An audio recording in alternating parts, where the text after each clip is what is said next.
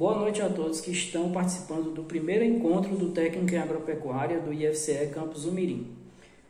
É uma grande satisfação recebê-los nesse evento. Hoje iremos acompanhar a palestra do professor Tony Anderson Guedes Dantas, pessoa com a qual tive a oportunidade de trabalhar no IFCE Campus Crateús. O professor Tony é engenheiro agrônomo com mestrado e doutorado em agronomia pela Universidade Federal da Paraíba e atualmente é professor do campus Tianguá na área de fitotecnia, desenvolvendo pesquisas na área de produção vegetal com olericultura e agroecologia.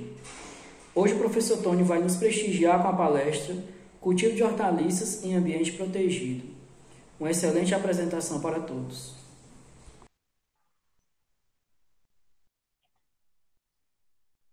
Olá, boa noite a todos.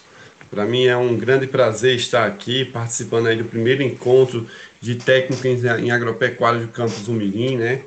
Recebi o convite aí do professor Carlos, um campus que já estive aí em outros eventos, um campus que tenho muito amigos, o professor Carlos como próprio coordenador, o professor Emanuel, o professor Jefté, a professora Sâmia, pessoas que foram meus colegas, se tornaram meus amigos lá no campus Crateús, e agora estão contribuindo com a formação no campus de Umirim. Então, de antemão, meu muito obrigado pelo convite, né?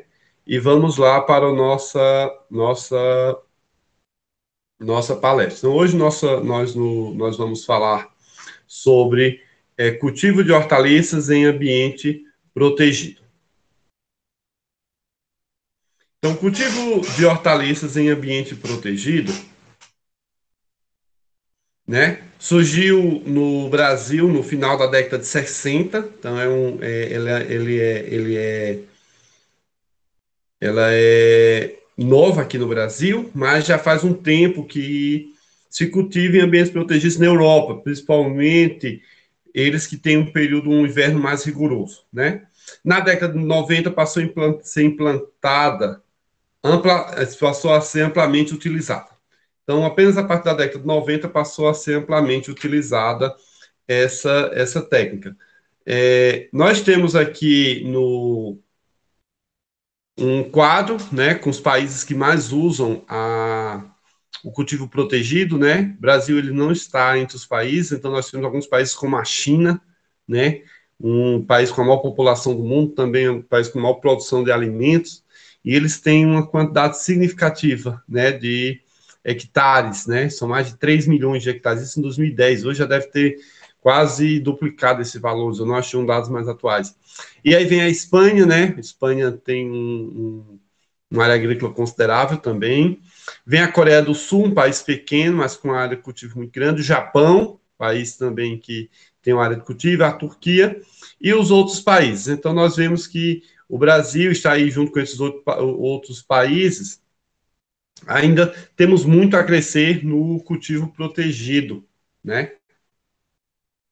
E esses conceitos, o que seria esse cultivo protegido? Aí vem esse conceito que eu queria conversar com vocês. Então, no cultivo protegido, nós temos dois conceitos. O primeiro conceito está relacionado à plasticultura, né?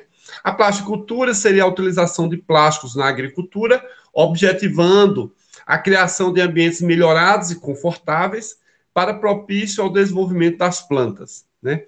E aí nós temos algumas fotos aqui de plasticultura, né, em ambientes protegidos, desde túnel altos, que essas duas fotos, a estufas de alto padrão, estufa de produção de mudas, até a plasticultura, que é usada no MUST, para cultivo de verduras, principalmente de alface e morango. Então, seria a plasticultura, seria uma definição. E nós temos o cultivo protegido, que é o tema da nossa palestra de hoje, que muitas vezes se confunde com a plasticultura, que é a técnica que possibilita certo controle de variáveis climáticas e que permite a passagem da luz essencial para a fotossíntese. Então, na verdade, quando a gente trabalha com ambiente protegido, a gente queremos, na verdade, controlar algumas variáveis climáticas, né? As principais variáveis climáticas que a gente tem é excesso de chuva, né? Funcionando muitas vezes, como é o caso dessa estufa aqui do seu lado esquerdo seria um guarda-chuva, né, aberta, que ela tem a função de proteger as plantas do contato direto das chuvas, granizos, serenos, né? E aí, permitiu, porém, que também permita a passagem da luz. Por isso que é feito com plásticos transparentes, né? Não seria como uma casa, uma coisa coberta com palhas de coqueiro. Por quê? Porque as plantas precisam da luz para fazer o processo físico-químico mais importante do planeta, que é a fotossíntese. E quais são as vantagens de se utilizar o cultivo protegido, né? A proteção contra chuvas, granizos e geadas, né? Aqui nas regiões serranas, como é aqui na Serra da Ibiapaba, né? Nas serras aqui do Ceará ou lá na Chapada do Araripe, a questão também de controlar, não seria a chuva, seria aquele sereno da manhã, que é um veículo de proporção de criação de doenças. Redução no ataque de pragas e doenças, então a plasticultura ela reduz, principalmente quando ela é fechada, estufas, ela reduz muito o ataque de pragas e doenças e, consequentemente, a aplicação de defensivos nessas áreas. Uso mais eficiente dos fertilizantes, então, nessas áreas, por ser áreas menores, os fertilizantes são muito mais otimizados, então tornam-se mais eficientes a aplicação. Uso mais eficiente da água, com a redução da evapotranspiração, porque as plantas, nesses locais, muitas vezes controlam a umidade, elas acabam transpirando menos, então você acaba economizando água. Então, o cultivo em estufa é um cultivo propício, muito utilizado aqui para regiões semiáridas, que têm limitações de água, porque ela promove essa eficiência na redução de água. Controle de ambiente, que esse até eu destaquei com cor diferente, por quê? Porque ele controla principalmente a questão de radiação solar, umidade relativa e temperatura. Vamos ver isso mais um pouco à frente. As oportunidades possibilitam um bom retorno econômico em áreas de pequenas escalas de produção. Então, hoje, você ter um hectare de estufa, você já é um produtor considerável. Então, você planta, por exemplo, 1 hectare de milho. Você é um produtor que não consegue viver apenas de 1 hectare de milho. Mas se você disser, eu tenho 1 hectare de estufa, você não só sobrevive, como você gera emprego e renda para várias outras pessoas. Porque a estufa, ela é extremamente, o cultivo é intensivo. Então, ele gera um bom retorno econômico nas áreas. O maior valor pago pelo produto. Então, produtos que são produzidos em estufa são produtos com maior valor agregado. São exemplos de produtos produzidos em ambientes protegidos, em estufas, né? O morango, que talvez seja o produto mais comum. O alface hidropônico, que tem um preço agregado melhor.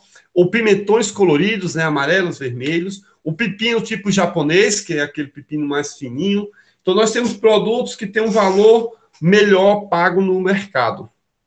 A comercialização entre safras, e aí a estufa ela possibilita isso. Então, em períodos em que você, por exemplo, não consegue produzir tomate por causa da chuva, estufas que produzem tomate, elas conseguem produzir nessa entre-safra e pregar um preço de mercado muito bom, o que compensa o alto investimento feito para a construção de estufas. Opções para as regiões com alto custo de terra. Então, em regiões que a terra já são muito caras, né? Aqui na Serra da Ibiapaba, por exemplo, o hectare de terra já é bem considerável, e já tem muitos produtores optando para o cultivo em estufa, né? Para aumentar a produtividade e justificar o alto valor das terras. Porém, não é só de vantagem que vive o cultivo protegido, nós temos também as desvantagens. A primeira grande desvantagem que chama a atenção é o alto custo de implantação dessa área. Então, as áreas implantadas com cultivo protegido são muito caras. Então, há necessidade de ter todo um estudo técnico para ver a viabilidade, porque o custo é muito alto. Falta de informações e assistência técnica para os produtores implementarem o sistema. Então, o que acontece? Muitas vezes, o produtor quer montar uma estufa, mas nós não temos uma formação até de pessoas técnicas que consigam dominar essa tecnologia para dizer como é que tem que fazer, como é que tem. Então, assim, aqui no Nordeste nós temos nós já temos uma parte de estufas, né? Mas ainda quando se faz pensar em construir estufas, é muito comum, por exemplo, ainda trazer pessoas pessoas do da região sudeste para implantar, né? Aqui na Serra, por exemplo, nós temos as estufas de flores, né? Nós temos duas empresas, três empresas grandes, são as maiores, tem outras, mas nós temos duas unidades da Regis, inclusive uma fechou na pandemia e agora vai produzir tomate. Mas as estufas são todas de materiais, por exemplo, empresas, eles contratam as empresas para vir instalar. Não dá para você dizer, eu consigo fazer uma estufa. Não é tão simples. Existem algumas observações, alguns detalhes que você precisa, muitas vezes, contratar uma empresa especializada. Dificuldade da destinação da adequação do plástico descartado do sistema, ou seja, você tirou o plástico da estufa, o que fazer com aquele plástico? Né? Aquele plástico ele não é biodegradável, ele tem um tratamento para ele não se deteriorar com o sol. E o que fazer com esse plástico quando você tira esse plástico da estufa? Então é uma desvantagem, né? Nós vivemos num planeta que não tem onde jogar fora. O planeta, todos somos parte do planeta. Não há recomendações técnicas oficiais sobre o uso de defensivos e fertilizantes em cultivos protegidos. Então, nós não temos, por exemplo, para o cultivo de tomate. O cultivo de tomate tem o ataque de mosca branca. Qual seria o produto, qual seria a dose do produto que você vai utilizar para controlar a mosca branca dentro da estufa? Nós não temos essas recomendações. Então, precisam ser feitas adaptações, os profissionais precisam fazer essas questões, mas nós não temos uma decisão ainda, uma coisa oficial sobre esse tipo de cultivo. E aí, quando a gente fala em cultivo protegido, a gente precisa entender que o Brasil é um país continental. Existem diferentes Brasis, né, dentro do Brasil, ou até mesmo aqui no Nordeste. Porque quando a gente fala Nordeste, todo mundo se relaciona a duas coisas, ou praia, né, as praias do Nordeste, ou a seca. E não é só isso, no Nordeste nós temos áreas. Quem conhece aqui a Serra da Ibiapaba, região aqui de Tianguá, São Benedito, Bajara, Guaraciaba do Norte, vai ver que isso aqui nós temos uma serra bastante úmida, né? Temos a serra aí, o maciço de Baturité, temos a serra no Cariri. Então nós temos microclimas dentro do próprio Nordeste, da mesma forma que as outras regiões. Então, para cada situação, nós precisamos ter. Então, nós temos, por exemplo, para as regiões norte e nordeste, um clima muito quente. Então, nós precisamos de uma estufa que tem um problema de redução de temperatura. Já na parte do sul, um pouco do sudeste, é o inverso. Eles precisam de uma estufa para fugir do frio. Então, precisa se pensar que não podemos copiar uma estufa lá do sul para o nordeste ou do nordeste para o sul. E dentro do próprio nordeste, qual seria esse tipo de estufa que nós queríamos?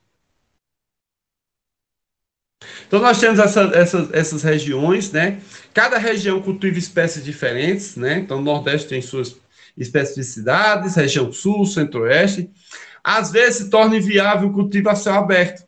Então, algumas vezes, por exemplo, na região Norte, por exemplo, é uma região muito quente, mas chove muito.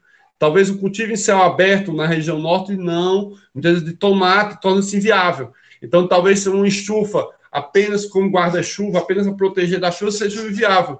Mas não seja viável, por exemplo, uma estufa totalmente fechada, porque lá é muito quente. Então, temos problema com umidade. E aí, o cultivo protegido também se torna inviável. E aí, o que é preciso analisar antes de construir um ambiente protegido, né? Eu preciso analisar duas coisas. Eu preciso analisar, primeiro, os recursos humanos, né? Então, o que é que eu tenho para fazer? Eu tenho quem trabalhe, eu tenho quem monte essa minha estufa, eu tenho quem dê manutenção, eu sei trabalhar com essa estufa, por quê? Porque, na verdade, essa estufa ela vai requerer muito recurso. E você precisa fazer um investimento correto. Então, você precisa fazer esses investimentos. Quais são os recursos humanos que eu tenho para trabalhar com essa estufa? Em segundo lugar, eu vou produzir o quê? Qual é o produto que eu vou produzir dentro dessa minha estufa que vai me pagar o valor, né? Para compensar todo o meu investimento. Então, essas são duas perguntas importantes quando se pensa em construir uma estufa. Qual o recurso humano que eu tenho, quem vai construir, quem vai manter, e onde é que eu vou, os produtos que eu vou produzir nela, para onde eu vou colocar, qual vai ser o preço que eu vou receber por esses produtos. E aí nós temos os nossos modelos de estufas, né? Aqui nós temos 6 modelos de estufas, né? Nós temos aqui, está cortando aqui um pouco, deixa eu, né? Nós temos 6 modelos de estufa, nós temos a estufa modelo arco, né? Seria essa estufa aqui, que é um dos mais usados, e modelo capela. Capela é como fosse a casa, né? Ela é quadrada, então esses aqui são os 2 mais usados. Nós temos as estufas modelo dente de serra, que ela tem esse papel aqui como fosse um dente de serra, ela vai seguindo. Nós temos a modelo Bella Union, que seria aqui um lado maior, outro menor. O modelo espanhola e o modelo londrina. Esses aqui são menos utilizados. Os modelos mais usados no Brasil são o modelo arco, né, que seria o arco. Prestem atenção uma coisa, que inclusive lá, meus irmãos são produtores de hortaliças e eles erraram feio. Foram fazer uma estufa e fizeram esse arco pequeno. Simplesmente não deu o descaimento de água. Esse arco ele tem que ter toda essa inclinação. Então, por isso é interessante você contratar uma empresa ou você fazer um projeto muito bem feito e como você vai fazer. Então, essa inclinação aqui é muito importante. Então, o arco e a capela, que seria esse quadrado aqui, a escolha depende das condições climáticas da região, capacidade de investimento, custo-benefício e manutenção da cultura. Qual é a melhor? Depende do seu bolso. É muito comum aqui, nós vemos aqui na Serra, esse modelo arco. Nós temos muita estufa nesse modelo arco, né? Que ele facilita, inclusive, a água. A água bate, ele consegue drenar bacana sobre esse modelo. Materiais. Que materiais eu posso utilizar para fazer minha estufa? Eu posso utilizar madeira serrada, né? Tá aqui a foto, né? De madeira serrada. Caso você tenha madeira na sua propriedade, barateia muito o custo da estufa. Eu posso utilizar a minha estufa também de bambu, né? Tá aqui as fotos de bambu, né? Para o cultivo, que aí barateia mais ainda. Ah, não, mas eu quero fazer um negócio bacana, um negócio, uma grande estrutura. Aço galvanizado, né? Que aí ele tem um tratamento para não enferrujar e é o que é mais usado em estufas profissionais. Então, vem a empresa e faz todo esse trabalho aqui de estufa, né? Nesse modelo aqui de arco. Então, você bota o arco aqui e aí ele tem esses arcos, e aí botam vários arcos um ao lado do outro.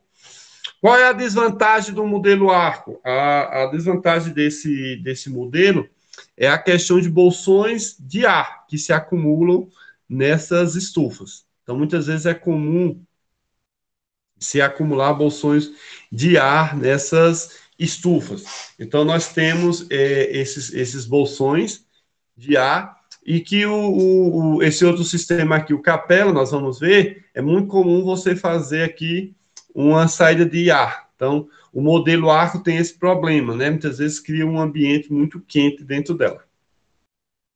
O sentido da construção, né? Dá preferência ao comprimento da estufa, deve ficar sempre no sentido leste-oeste, né?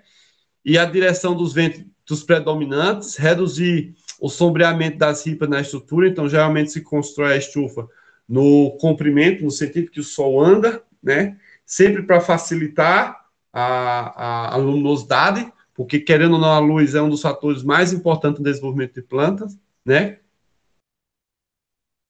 E aí vem a questão, e se a direção do vento não coincidir com o sentido leste-oeste, o que fazer? Seria mais importante o vento? Depende. Se for uma região que vente muito, é melhor atender a direção do vento, porque o vento ele é um dos grandes fatores que destrói as estruturas das estufas. Ventos fortes, ele simplesmente destrói, principalmente quando você tem algumas épocas do ano, chuvas, tudo. Então, o vento deve ser um fator predominante na escolha de como fazer a estufa.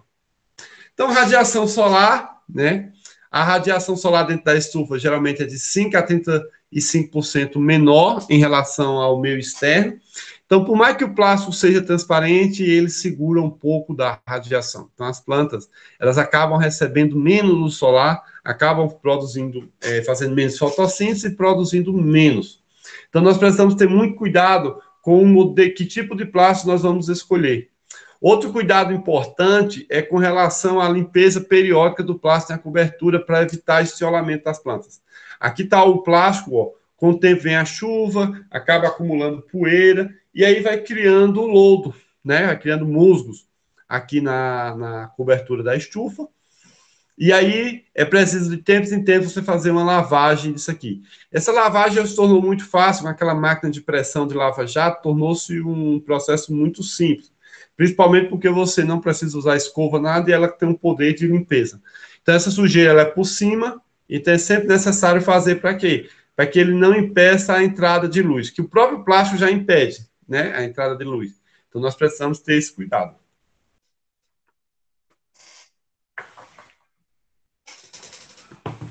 Aqui nós temos um gráfico que fica me perguntando, pessoal, por que a estufa esquece? A estufa se aquece, né? A estufa se aquece pelo velho efeito estufa. Todos vocês já devem ter estudado o efeito estufa. E todos vocês já devem ter passado pela experiência de entrar num carro que está no sol ao meio-dia. E vocês vão perceber que dentro do carro é muito mais quente do que fora. Então a estufa ela funciona da mesma forma. Por quê? Porque a estufa, o efeito estufa, ele faz o quê? Ele controla a temperatura dentro, né? Então, a radiação solar chega à Terra, ela incide e a atmosfera, né, ela controla o efeito estufa, o CO2, o metano, outros gases seguram. No caso da estufa, acontece isso. Nós temos as ondas, ondas curtas, né, do Sol.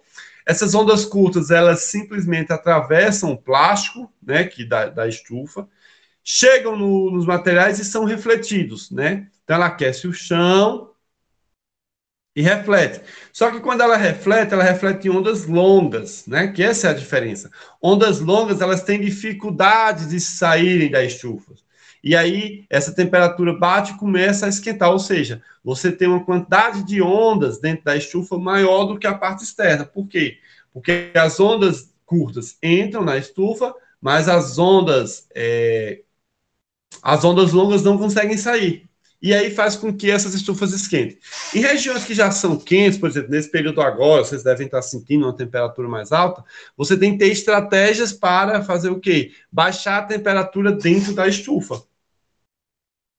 Uma das estratégias mais utilizadas e uma das observações mais importantes é a famosa questão do pé direito. O que seria o pé direito? Seria a altura aqui da estufa, até onde vai começar o arco, né? Então, o arco ou a capela. Então, o que é que acontece? O pé direito, o que é que acontece? Quanto mais alto o pé direito, melhor a estufa. Por quê? Porque o calor não sufoca as plantas. Só qual quanto mais alta a estufa, mais cara. E também, quanto mais alto, mais o material tem que ser melhor. Por quê? Porque ele fica muito alto, tem que ser uma estrutura boa para o vento não danificar. Então, o manejo de temperatura em ambiente protegido começa pela escolha do tipo de ambiente a ser utilizado. O que está mais relacionado ao tipo de hortaliça que vai cultivar. Então, você tem que saber qual é a hortaliça que eu vou cultivar. Então, eu vou cultivar morango. Morango é uma hortaliça que não suporta muita temperatura. Se a temperatura do morango, por exemplo, passar dos 30 graus, ele não flora. Então, não tem uma produção. Então, eu tenho que manter uma temperatura do morango baixa. Então, eu tenho que ter essa questão de cultura. Ah, eu vou cultivar um pimentão. Não, vou cultivar pepino, por exemplo, uma solanácea que gosta mais de calor. Então, eu posso ter uma estufa mais quente. Então, depende muito de que cultura você esteja. E aí, o que você pode fazer é a altura do pé direito para estufa de hortaliças, né? Frutos, no caso, tomate, pimentão, tem que ter no mínimo 3 metros, como o tomate.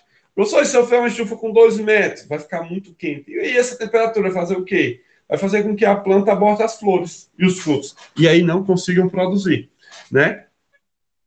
Então, para hortaliças folhosas, esse pé direito pode ser menor. Por exemplo, para alface, ele pode ser mais baixo, pode ser aí 2,5.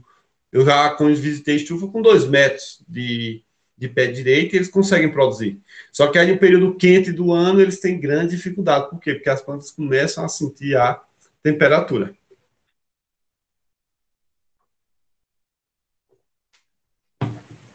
A temperatura. Para o controle dessa temperatura, nós temos utilização de cortinas móveis e janelas. O que seria isso? Nós temos aqui, por exemplo, nós temos cortinas. Ela pode ser fechar para retenção do ar quente em regiões muito frias durante a noite. Então, regiões sul que tem uma temperatura muito fria para as plantas não se tirem, eles fazem o quê? Eles fecham as janelas, funcionam como uma casa. Quem já teve aqui na Serra sabe, dentro de casa você tem um conforto térmico, você sai para a rua, o vento é outro, porque o vento é quem esfria. Então, em regiões frias, essas janelas têm a função o quê? De fechar e deixar as plantas durante a noite num conforto térmico melhor. Já para regiões quentes, essas janelas têm que abrir. Para quê? Para sair esse ar quente, onde são regiões de altas temperaturas. E aí, dentro dessas questões, gente, inclusive existe a variação natural, né? Que existe, por exemplo, em regiões. Então, nós temos regiões, por exemplo, regiões aqui, não, que aqui nós temos todas as estações do ano, né? Período chuvoso e não chuvoso.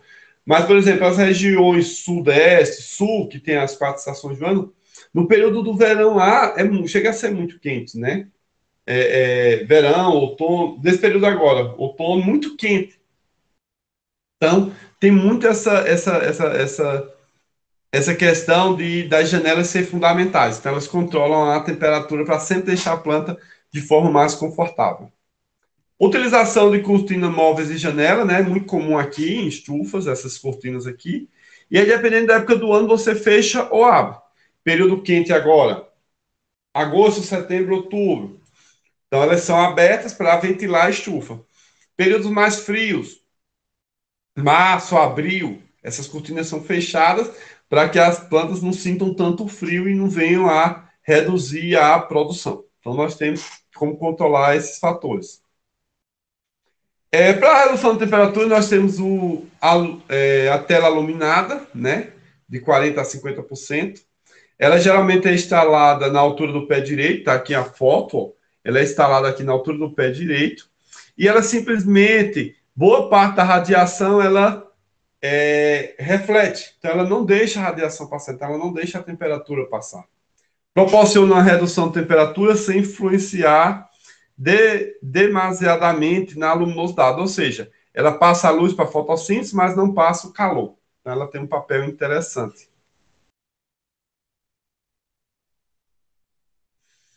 Para redução de temperatura, tem também as telas de sombrite, né, que devem ser colocadas de 0,5 a 0,8 metros acima da cumieira da estrutura, né? E aqui nós temos um sombrite vermelho, que aí ele tem um papel de reduzir, pode também ser preto.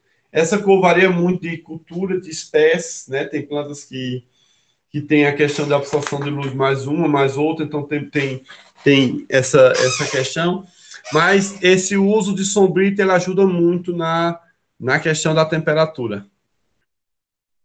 Uma das coisas mais usadas hoje para baixar a temperatura em ambientes protegidos é o uso da nebulização. Então, as culturas elas sofrem uma nebulização, então a água são aspergidas em microgotas, né? Em gotas muito pequenas, e aí essa água ela ajuda a aumentar a umidade do ar e baixar a temperatura. Nós temos também uso de ventiladores exaustores, né, para algumas plantas, em algumas estufas, né? E aí eles fazem esse papel de trocar a temperatura quando está muito quente dentro da estufa. Ele simplesmente pega o ar quente e joga um ar frio. Então ele tem esse papel em algumas situações para ventilar, muitos inclusive com nebulizadores para baixar a temperatura. Em regiões frias chega o inverso, né? A questão de aquecer, né? Sistemas de aquecimento. São sistemas como se fosse um secador de cabelo que chega a aquecer. Então, em regiões que plantam morango. Então, a planta de morango gosta de uma temperatura ali de 15 a 25 graus. Mas imagine ela está numa temperatura de 10 graus. Então, a planta vai entrar em estresse. Então, eles usam um aquecedor dentro da estufa para ela se manter naquela temperatura, que é o ótimo. Então, todo mundo gosta de uma temperatura média. Então, uma temperatura entre 22 e 23 graus é uma temperatura que todo mundo gosta. Então, inclusive as plantas. Então, as plantas elas têm essa característica. E o que é que essa temperatura causa, né, gente? Essa temperatura causa distúrbios devido à temperatura são abortamento de flores. Então, alta temperatura, as plantas simplesmente, de tomate, ela aborta as flores, ela não chega nem a fecundar, ela aborta. Ela tem uma maturação irregular, ou seja, amadurece os frutos, outros não. Pendoamento floral de hortaliças folhosas, caso da alface, quando está muito quente, ele inicia o pendoamento de forma antecipada. E, em alguns casos, as plantas nem chegam a florescer, né? Que é o caso do morango.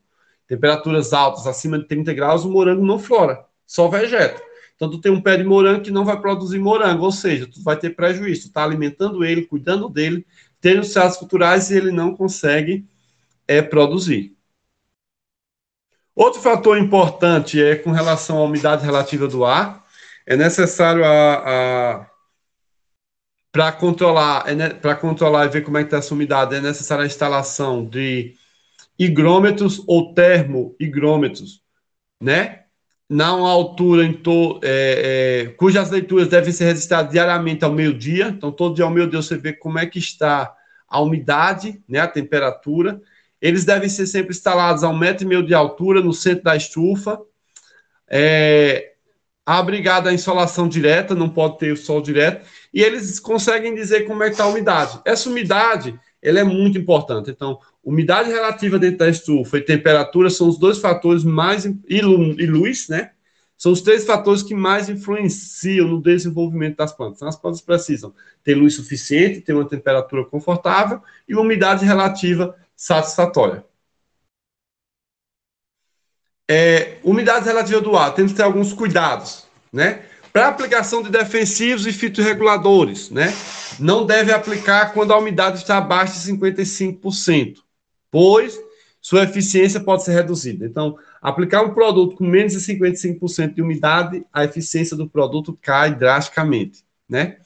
Para o desenvolvimento da maioria das doenças, a umidade do ar deve estar acima de 80%, ou seja, também manter um ambiente muito úmido, você propicia o surgimento de doenças. Então, você não pode deixar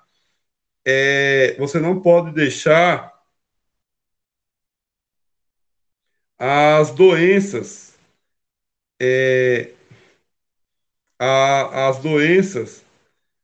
desenvolver dentro da sua área. Então, você precisa ter esse equilíbrio.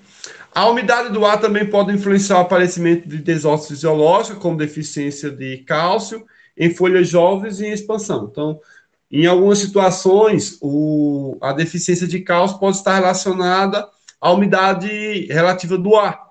Porque aí, o que é que acontece? Quando você tem umidade muito alta, a planta não transpira, ou seja, a planta não perde água. Se ela não perde água, ela não absorve. Se ela não absorve, ela não absorve os nutrientes. Então, a nutrientes, por exemplo, como o cálcio, que não tem mobilidade na planta, começa a ter deficiência nas folhas novas. Por quê? Porque se a planta não está absorvendo, ela também não consegue tirar de outro canto onde está precisando. E aí é muito comum essas deficiências surgir. E aí, para a gente resumir, a gente precisa entender esses 3 pontos. Seria planta e atmosfera. Temperatura e umidade dentro da faixa requerida pela planta, ou seja, temperatura ideal e umidade ideal. O que é que vai acontecer? Os estômagos das plantas estarão abertos, a planta vai absorver CO2, vai sair água e calor, ou seja, a planta vai estar funcionando perfeitamente. Então, isso aqui seria uma situação de estufa bem projetada e bem manejada. Mas imagine o seguinte, temperaturas altas e umidade muito baixa, né? Então, nós temos temperatura alta e umidade baixa. O que é que vai acontecer? Os estômagos vão fechar, ele não vai absorver CO2, porque os estômagos estão fechados, não sai água, nem calor latente da planta, então a planta não consegue se refrescar, e a situação da estufa é aberta durante o dia no verão, né? Então, situações em que, por exemplo, estufas de verão muito quente durante o dia, que não tem um controle, tem uma temperatura alta demais e umidade baixa. As plantas não conseguem respirar, então elas começam a sofrer. Então, você investiu numa estufa, mas não consegue controlar a temperatura e umidade. Você está perdendo dinheiro. E se for o inverso, né? Temperatura e umidade alta. Imagine que a temperatura é alta, fechada, e você nebuliza demais. O que é que vai acontecer? Temperatura muito alta, os estômagos também vão estar fechados, não entra CO2 para fazer a troca gasosa, não sai água, nem calor latente da planta, que é a situação de estufa fechada com excesso de umidade do ar. Então, nós sempre temos que pensar o seguinte, nós precisamos ter uma estufa, mas precisamos ter uma estufa que nos promova o bem-estar em temperatura e umidade para a planta. Não adianta só ter uma estufa que a temperatura e a umidade não seja satisfatória. E por aqui a gente encerra nossa palestra de hoje. Quero passar para vocês agora que vocês possam mandar as perguntas. Eu acho muito interessante esse momento de perguntas, porque aí eu vou responder a vocês o que vocês querem ouvir, não o que eu quero passar. Então, queria que vocês agora perguntassem. Então, fica à disposição aí da comissão organizadora para isso. Muito obrigado.